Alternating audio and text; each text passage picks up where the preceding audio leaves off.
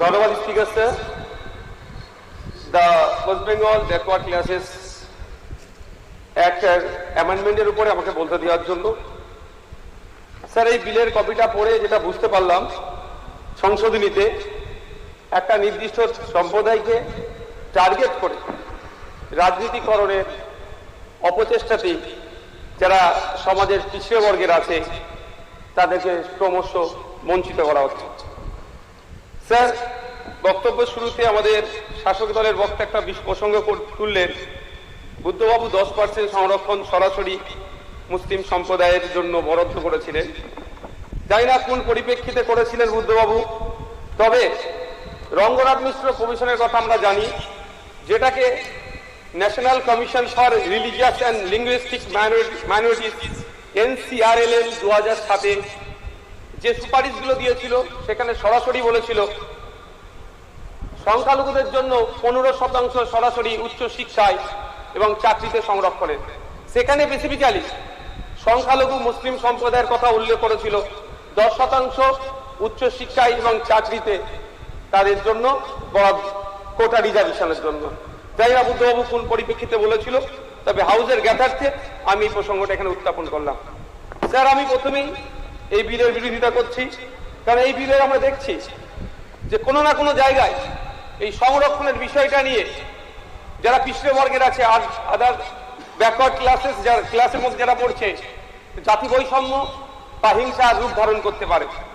Sir, আমি ইতিপূর্বে এই হাউসে এই ওবিসি নিয়ে চর্চা করতে গিয়ে বলেছি, কোনো মতেই না ওবিসি মুসলিম না ওবিসি হিন্দু বা অন্য যারা ধর্মের আছে ধর্মীয় পরিচয় না দেখে একটা স্বচ্ছতার সাথে সায়েন্টিফিক ওয়েতে কমিশনের অ্যাক্টকে মান্যতা দিয়ে, গাইডলাইনকে মান্যতা দিয়ে তৈরি হোক এবং তার পরিপ্রেক্ষিতে সংরক্ষণের ব্যবস্থা করা হোক।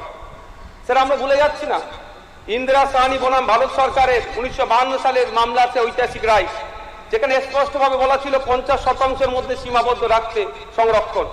কিন্তু এই সংরক্ষণ রাখতে কিন্তু ওবিসিদের যে প্রাপ্য অংশ ইচ্ছা মতো এখানে যে কমিয়ে দেওয়া হচ্ছে, এটার আমি স্যার চরম বিরোধিতা করছি। স্যার, ওবিসি মন্ডল কমিশনের সুপারিশ ছিল 27% সংরক্ষণের যে সুপারিশ করেছিল, রাজ্যের সংখ্যালঘু জনসংখ্যার অনুপাতে সংরক্ষণ বাড়ানো দরকার, তার পরিবর্তে 17 থেকে নেমে 7-এ পৌঁছে দেওয়া হচ্ছে। স্যার, আমরা ভেবেছিলাম 17 আছে, 27 হবে, পিছিয়ে বর্গের যারা আছে তাদেরকে মূল স্রোতে নিয়ে আসবে। অবশ্যই সেটা সায়েন্টিফিক ওয়েতে হওয়া দরকার, কিন্তু তার পরিবর্তে দেখছি 10% কমিয়ে দিয়ে আপনার 7% দান করিয়েছে। ফলে স্যার, পশ্চিমবাংলার যে মোট জনসংখ্যার একটা বিশাল অংশ ওবিসি সম্প্রদায়ভুক্ত, মূলত যেটাকে এ এবং এ বিতে ভাগ করে রাখা হয়েছে, সেই 7% কমিয়ে দিলে সরকারি চাকরি এবং উচ্চশিক্ষার সংরক্ষণের ক্ষেত্রে কোনো না কোনো ক্ষেত্রে তারা এই সম্প্রদায় বঞ্চিত হবে বলে আমরা আশঙ্কা প্রকাশ করছি। শুধু তাই নয় স্যার, মন্ডল কমিশনের যে সুপারিশগুলো ছিল সেটাকেও কোনো না কোনো জায়গা থেকে অবমাননা করা হচ্ছে। ফলে সোশ্যাল জাস্টিসের ধারণা যেটা আছে সেটাও এক প্রকার ধ্বংস হবে। স্যার, শুধু তাই নয়, ল্যাক অফ এম্পিরিক্যাল ডেটার এখানে আমরা অবস্থান দেখতে পাচ্ছি।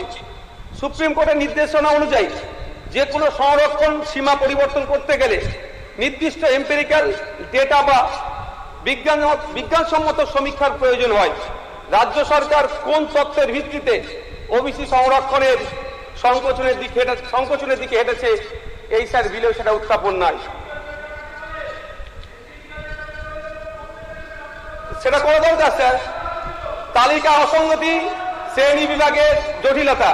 স্যার, এই বিলের 3 নম্বর ধারায় বলা হয়েছে ওবিসি তালিকা এবং সংজ্ঞা সম্পূর্ণভাবে West Bengal commission for backward classes act 1993 এর উপর ছেড়ে দেওয়া হয়েছে। এবং বিলের 5B-তে বলা হয়েছে সরকার নিজের ইচ্ছা মতো রিলেটিভ ব্যাকওয়ার্ডনেস, আপেক্ষিক অনগ্রসরতা যারা আছে তাদের মেপে ওবিসিদের বিভিন্ন ক্যাটাগরিতে ভাগ করবে এবং শতাংশ ঠিক করবে। স্যার, এতেই স্যার সমস্যা সব থেকে বড় হবে। ওবিসি সম্প্রদায়ের মধ্যে বিভেদ তৈরি হবে এবং এটাকে রাজনৈতিক হাতিয়ার ছাড়া অন্য কিছু হবে না। কমিশন নিরপেক্ষতা বজায় না রাখলে সরকার যদি রাজনৈতিক স্বার্থ চরিতার্থে ওবিসি ক্যাটাগরি করে তাদের সংরক্ষণের হার বারবার পরিবর্তন করে এবং তাতে কি হবে, সরকারি চাকরির ক্ষেত্রে নিয়োগের প্রক্রিয়াতে কিন্তু সম্পূর্ণ হবে না এবং আইনি চ্যালেঞ্জ হবে। ফলে এই নিয়োগের ক্ষেত্রে এমনি শূন্য পদ বেড়ে যাচ্ছে, সেটা দিলে হবে।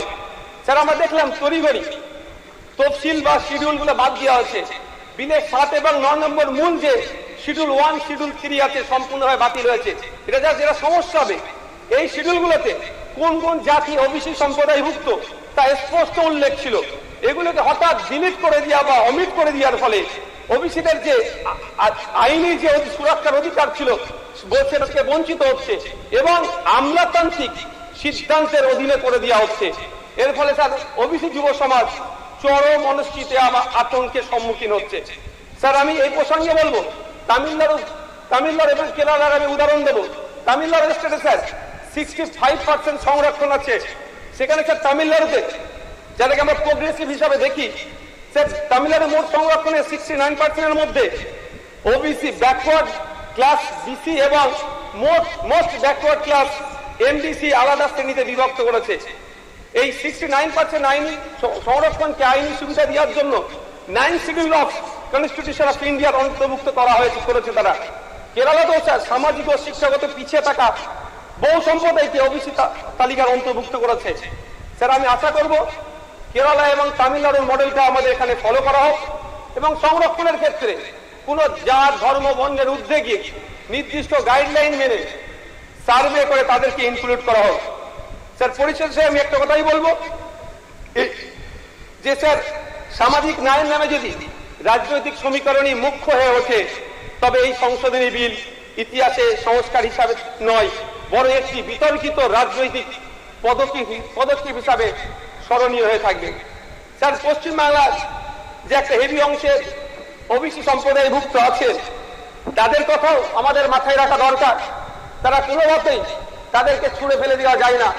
ধর্মের ভিত্তিতে, জাতের ভিত্তিতে, বর্ণের ভিত্তিতে না গিয়ে তাদের আর্থসামাজিক অবস্থাকে আমরা যদি বিশ্লেষণ করি, তারা কোন পরিস্থিতিতে আছে, তারা চাকরিতে কত % সংরক্ষণে আছে, উচ্চ 30 সেকেন্ড স্যার, উচ্চ শিক্ষা থেকে শুরু করে স্বাস্থ্য খাতে তারা কি করছে, সবটা যদি আমরা টাইম টু টাইম সার্ভে করে তাদেরকে আমরা ইনক্লুড করি বা অমিট করি, এটাই সুষ্ঠু গণতন্ত্রের জন্য স্বাস্থ্যকর হবে স্যার। Thank you sir.